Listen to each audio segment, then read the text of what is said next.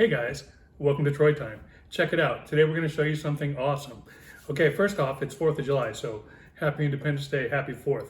We're going to give you some independence from batteries today because we're going to use USB batteries to power all these other things that you've been powering with your C's, your AA's, your AAA's, and even your D's. We're going to power all your battery-powered devices with a USB battery. That's coming up next. Let's show you how to do it. Okay, first off, let me talk just a little bit about batteries, these alkaline batteries, even your NiCad batteries. So what you need to understand is that each one of these batteries basically puts out 1.5 volts, okay? So what determines the final output on your voltage is how many batteries you use. So if your device uses 2 batteries, 99% of the time it's using 3 volts. If it uses 3 batteries, it's using 4.5 volts. And if it's using 4 batteries, it's using 6 volts. Essentially, take the number of batteries times 1.5, and that's going to tell you how many volts you use. USB batteries put out 5 volts. So what that tells you is a direct connection for most devices of that 5 volts will work in place of 3 volts, 4.5 volts, and 6 volts. So what that tells you is we can directly connect for most devices USB batteries to power devices that are run by 2, 3, or 4 batteries. So the question then becomes, how do I connect a device like this to the battery compartment of the devices I want to power? That's where this cable comes in. It's a super easy, super cheap $3 little hack. This cable is a USB male to Alligator clip cable. Okay, these are super cheap. You can get them, I got a 3-pack on Amazon for $8. That makes them like $2.67. Okay, I recommend just getting the 3-pack, but you can buy them singularly too. When you look in the battery compartment of a device, this device here uses 2 batteries. Okay, they're in line with each other. The spring part is the negative, and the little nubby part over here is the positive. It can be hard sometimes. I could press my Alligator lead right there on the positive, the red one. Obviously the black goes over the negative one. The negative is going to connect just fine because it can clip right onto the spring. But you might have some problems in some devices connecting to the little nubby. Okay, so pro tip on this one, we're just going to use a magnet. Make sure you use a steel type magnet and not the charcoal colored ones. The charcoal colored ones will not conduct. Here I've just connected a ring magnet and it's stuck right to the positive node for this device. Here I've connected the red lead of the Alligator clip to the nubby using the magnet and the black lead to the spring. Okay. Eventually I'll show you a much more elegant solution where we actually just have a little USB connector receptacle and we'll just run wires inside and solder or glue them to where these leads would be. So that'll be much more visually appealing. But for now, this will work. So let's check out what we can do. Okay, so now we're just getting turned on. I got a few little streamers there so we can see the airflow. I'm just putting it through a little USB measuring device so we can check the current and give you how many watts we're using with this fan. But here's what it looks like. It's hard to do one-handed.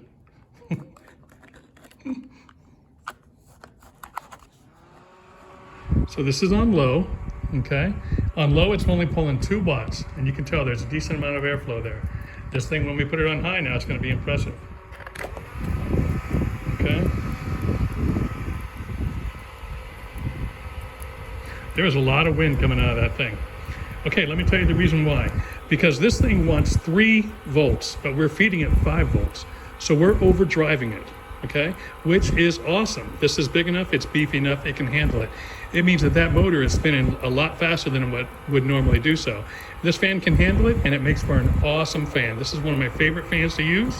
At this speed, this is using 3.5 volts. I'm sorry, 3.5 watts, which means on a typical USB battery. Whoa! Which means on a typical USB battery, I lost my streamers. On a typical USB battery, that'll power it for 10 hours at this speed, which is awesome. At the lower speed, at 2 watts, it'll power it for 18 hours, which is awesome too. So this little fan, I love it. It adjusts, right? I don't want to get too much about the fan because I'm mostly about the thing. You can adjust the angle. It's super lightweight. It packs down flat, so you can take this camping. Super light, especially with no batteries in it, and it's just an awesome fan, okay? But the main point of this video, well, I'm gonna do a video completely on fans. The main point of this video is just using that USB battery to power battery-powered devices, okay? So there it is powering that fan, again on low and on high. And again, there is a much more visually pleasing way that we can do this, and that only costs about 50 cents to do, but it's a little more DIY, it takes a little bit more time. Basically, we just make a USB receptacle, attach it to the outside, and run wires down where the alligator clips are. But we'll do that on another video coming up soon. Okay, next up, we're gonna use this to demo our lights, okay? This is a dollar store light, it costs $1.25. Okay, this actually takes 3 batteries, okay? And on this one, if you look closely, they have sort of a zigzag pattern. So it starts down here on our negative, goes this way, up, zigzags back over, and then goes back over here. So this is our positive here, and this is our negative here, okay? So we're gonna attach our leads. Okay, so just like that, I'm using the magnet to attach the red lead, and I'm using just the clips on the alligator lead to attach to the black lead. Okay, there we go. Let's see what this guy looks like in action. We'll flip him over. I might have messed him up when I flipped him over. Nope. Okay, nice bright cob light here. They call this a cob light. And then the other one is a flashlight. Okay, so this guy, he is a perfect fit for this because he has 3 batteries, which means he's looking for 4.5 volts, and we're feeding him 5. So he is golden. He's right in his wheelhouse.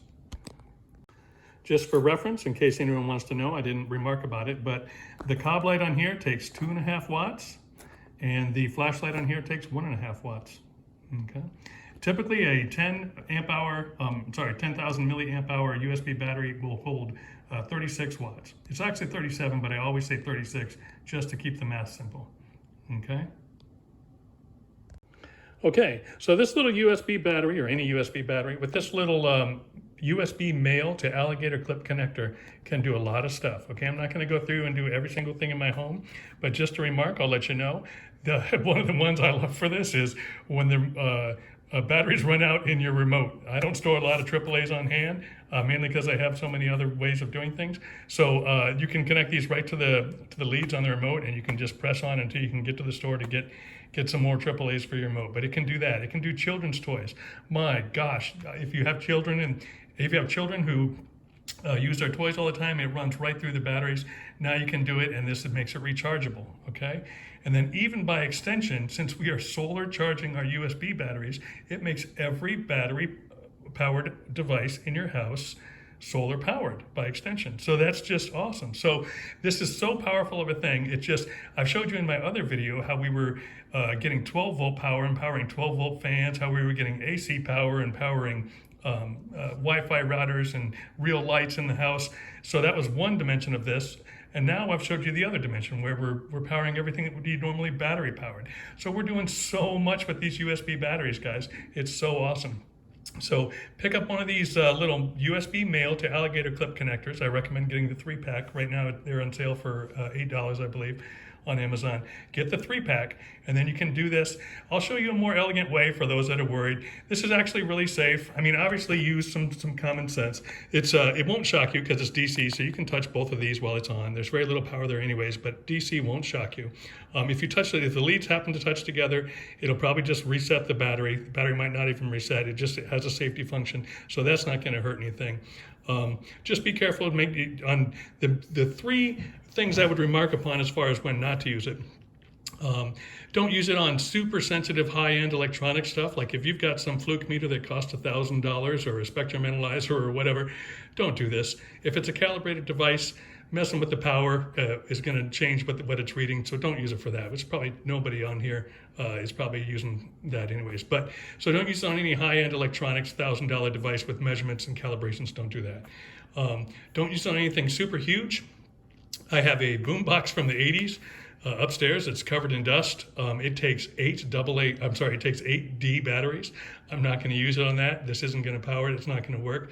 Like I said, you need things that are 2, 3, or 4 batteries. Okay, don't forget that. Also, super things that are tiny. Okay, I'll give you an example of that next. Okay, so this is just a little generic fan from the dollar store. Again, you want to use on things that have 2, 3, or 4 batteries. Most fans this size will have 1 battery.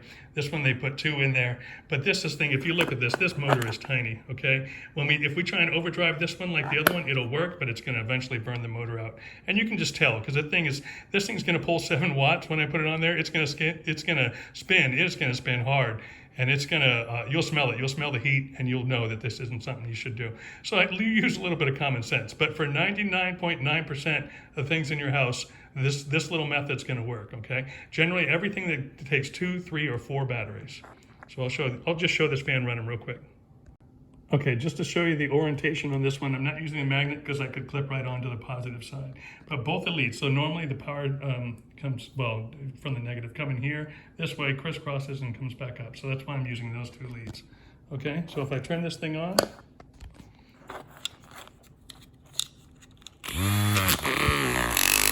keep the leads out of the way, this thing is spinning, this thing's moving some air. If we look at our thing, we are pulling about 7 watts. So it is moving, man. This is actually, you'd be surprised how much air this thing actually moves. But I imagine it would probably last for 2, maybe 3 hours, and then the motor's just going to be tore up from pushing it so hard. Okay. So will it work? Yes. But will it overdrive for such a small motor? That motor's tiny, dude. So be cautious about using it on. I wouldn't use it on anything that's just powered by 1 battery. If it's powered by 2, 3, or 4, almost all cases should work. But if it's got a real tiny motor like this, I can already smell it heating up, so you don't want to do it. The other fan that we showed you that's bigger, beefier, got a nice motor, it'll be fine. Okay, so it can't power 100% of things, but 99% of it can, okay? So this is a great way not to have to use, go and buy batteries all the time. Like I say, this is a great solution. I'll show you a more elegant solution in future videos, but pick up one of these little USB male to Alligator clips, at least one. I recommend getting 3, and we're gonna do a lot of other stuff with them in other videos. We'll show you how to underdrive things, overdrive things, and some of the other variations that we can do with it. It's gonna be super helpful. It's gonna extend the power of your solar system to cover more things and make them solar powered. And that's what we're always trying to do. So right now I'm showing you all this stuff I'm showing you lately is about these USB batteries. That's kind of my kick lately. I wanna get you used to that and understand those concepts so that eventually, when we show our larger systems, you'll be living like a king. If you can get by with just a USB battery or 2 and you get used to that, then when you go to like an entry-level solar system, a solar powered system like a solar generator, my gosh, life is you're living large, you're living like a king, right? So that's what I'm trying to do is get you understanding how to get the most out of every watt down on the smaller systems so that you'll be totally banging when you get the bigger systems, okay? So that's what we got. This is super helpful. Please share this video with your friends. Like this video, subscribe to my channel. Like I say, we're just gonna keep adding stuff to this, and I'm gonna show you many more things we can power. Right now, we're just banging away with these USB batteries. I'm showing you tons of stuff. If you haven't seen my video where we're running AC off of this thing and we're doing lights and routers, then go check. Okay guys, so that's what this thing can do. So maybe visually it's not that impressive to see it on a little fan or a little generic light, but it's all about what it can do for you. So all of your home battery powered accessories that you use at home, that you use camping, if they're 2, 3, or 4 batteries, this thing will power it. This thing will do it for 99% of them, okay? So get yourself this little $3 cable. It's gonna really help increase the utility of your USB battery. We're already doing so much. Now we're doing more. It just keeps coming. I'm going to keep giving you more and more good stuff with these things. So pick up this cable. We're going to use it in future videos. I know you're going to like it. Take some pictures and show me how you're using it so we can see other things that it's powering, okay? It's awesome. I hope you guys try it. I hope you like it. This is Troy Time.